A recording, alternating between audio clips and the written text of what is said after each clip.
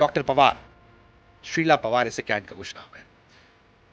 उन्होंने बताया कि जब मेडिकल कॉलेज के दिनों में वो पढ़ाई करती थी और वहां डेड बॉडीज आती थी, शायद टेक्निकल वर्ड जो उसे कैडवर कहते हैं, तो वो और उनके दोस्त जो हैं, वो लड़कों के प्राइवेट साइज, आप समझ रहे होंगे, उसको देखकर मजाक उड़ाते थे कि किसका छोटा है किसका बड़ा।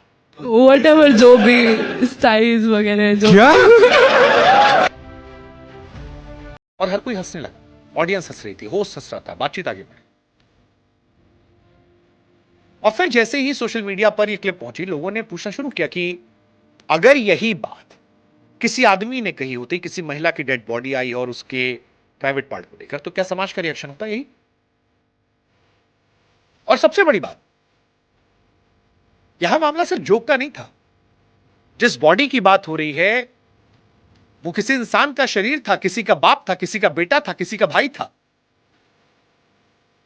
वो लड़की जिससे 370 रुपए की बिरयानी खाई होगी, उसके पास फिर भी ऑप्शन था कि वो मना कर सकती थी, डांट सकती थी, कंसेंट।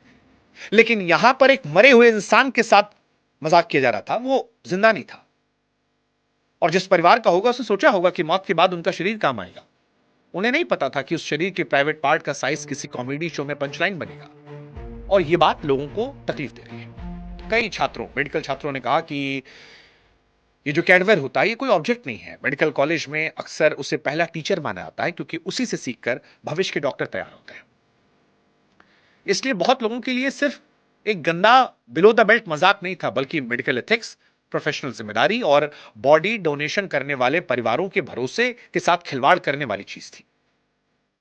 हालांकि यहां पर एक चीज लोगों को खटक रही थी कि हिमांशु वाली क्लिप में भी हॉल हंस रहा था, डॉक्टर वाली क्लिप में भी हॉल हंस रहा था।